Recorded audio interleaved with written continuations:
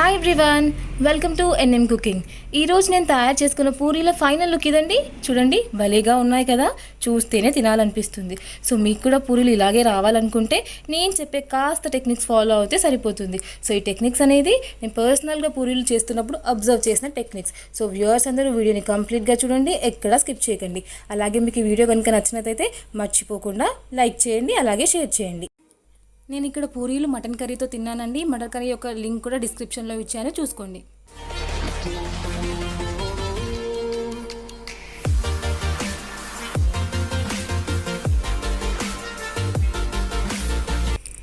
So ఈ పూరీలకు కావాల్సిన ingredients నేను ఇంగ్లీష్లో కూడా మెన్షన్ చేశాను, కావాల్సిన వాళ్ళు చూసుకోవచ్చు. సో దీనికోసం నేను 2 cups ఆఫ్ గోధుమ పిండి తీసుకున్నాను. 1 cup వేసేసాను కదా, next one more cup. So ఇలా 2 cups ఆఫ్ గోధుమ పిండి వేసుకోవాలి. ఇలా గోధుమ పిండి వేసుకున్న తర్వాత 1 spoon షుగర్ వేసుకుంటున్నానండి. షుగర్ వేయడం వల్ల మంచి స్మూత్గా సాఫ్ట్గా వస్తాయి, అందుకని షుగర్ వేసుకున్నాను.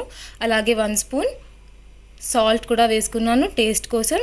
అలాగే 2 cups గోధుమ పిండికి 1 spoon రవ్వ, అలాగే కొంచెం బేకింగ్ సోడా.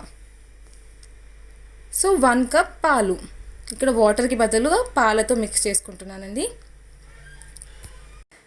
సో ఇవన్నీ యాడ్ చేసి మంచిగా మిక్స్ చేయండి. సో ఇక్కడ కాస్త గట్టిగా ఉంది కదా, నేను కొంచెం వాటర్ యాడ్ చేసుకుంటున్నాను. సో వాటర్ యాడ్ చేసుకొని మంచిగా మిక్స్ చేసుకోండి, వీలైనంత మెత్తగా మిక్స్ చేసుకోండి, చపాతీ పిండిలాగా మిక్స్ చేసుకోండి. సో ఇక్కడ నేను కాస్త మొత్తం ఇలా కలిపేసిన తర్వాత కాస్త 2 spoons ఆఫ్ ఆయిల్ వేసుకుంటున్నాను. సో ఇలా ఆయిల్ వేసి కలపడం వల్ల కాస్త సాఫ్ట్గా వస్తాయి, అందుకని నేను ఆయిల్ కూడా వేసి మిక్స్ చేస్తున్నాను. సో మంచిగా నీట్గా ఇలా కలపండి. సో ఇక్కడ పిండి మనకు స్మూత్గా అయిపోయింది, చూసారా? ఇలా స్మూత్గా అయిపోయిన తర్వాత మనం దీన్ని అట్లీస్ట్ ఒక 30 minutes అయినా ఒక కాటన్ క్లాత్ కానీ ఒక ప్లేట్ కానీ పెట్టేసి పక్కకు పెట్టేసుకోవాలి. సో ఇక్కడ నేను ఒక ప్లేట్ పెట్టేసుకొని కవర్ చేసుకుంటున్నాను. సో ఇది 30 minutes తర్వాత చూడండి ఇంకా మెత్తగా అయిపోతుంది, మన పూరీలు ఎగ్జాక్ట్గా వస్తాయి. సో ఇలా కలిపిన తర్వాత 30 minutes పక్కకు పెట్టేసుకోండి. తర్వాత నేను మొత్తం మిక్చర్ని తీసేసుకొని మళ్ళీ ఇలాగ కాసేపు తాల్చుకుంటున్నాను. ఇలా తాల్చేసుకొని ఒక 2 halves చేసేసుకుంటున్నాను. సో నేను మళ్ళీ ఈ హాఫ్ పక్కకు పెట్టేసి ఇంకో హాఫ్ ఉంది కదా, దాన్ని మళ్ళీ మంచిగా తాల్చుకొని నాకు కావాల్సిన సైజులో చిన్న చిన్న పీసెస్ లాగా కట్ చేసుకుంటున్నాను.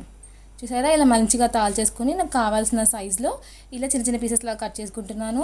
సో ఇలా కట్ చేసుకోవడం వల్ల మన పూరీలన్నీ ఒకటే సైజులో వస్తాయి. సో అలా బాల్స్ చేసుకోవడం అనేది కొంచెం కాస్త టైం టేకింగ్, ఇలా చేస్తే ఈజీగా అయిపోతుందని చూపించాను. నెక్స్ట్ నేను కాస్త గోధుమ పిండి వేసి ఈ పూరీని ఇలా తాల్చుకుంటున్నాను. సో తాల్చుకుంటున్నప్పుడు గుర్తుపెట్టుకోండి, మరీ పల్చగా తాల్చకండి, అలాగే మరీ లావుగా కూడా తాల్చకండి. సో నార్మల్గా తాల్చండి. పల్చగా తాల్చామనుకో అది నూనెలో వేసాక పొంగదు. అదే మనం కాస్త లావుగా తాల్చామనుకో ఒక 1 side మాత్రమే పొంగి ఇంకోసారి పొంగదు. సో మంచిగా థిక్నెస్ అనేది కరెక్ట్గా మెయింటైన్ చేయండి. నెక్స్ట్ నేను ఆయిల్ డీప్ ఫ్రైకి రెడీ చేసుకుంటున్నాను. సో మీకు కావాల్సినంత ఆయిల్ వేసుకొని మంచిగా హై ఫ్లేమ్ పైన డీప్ ఫ్రై చేసుకోండి. ఆయిల్ మంచిగా ఫ్రై అయిపోయింది, పూరీ వేసుకున్నాను. చూసారా, వేయగానే ఎంత మంచిగా పొంగిందో.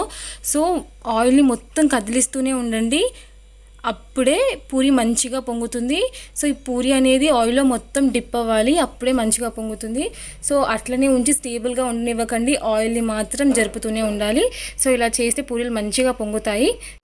సో ఈ వీడియో కనుక మీకు నచ్చినట్టయితే ప్లీజ్ లైక్ చేయండి, షేర్ చేయండి, అలాగే సబ్స్క్రైబ్ టు ఎన్ఎన్ఎం ఛానల్. అలాగే మీ కమెంట్స్ని నాకు షేర్ చేయండి.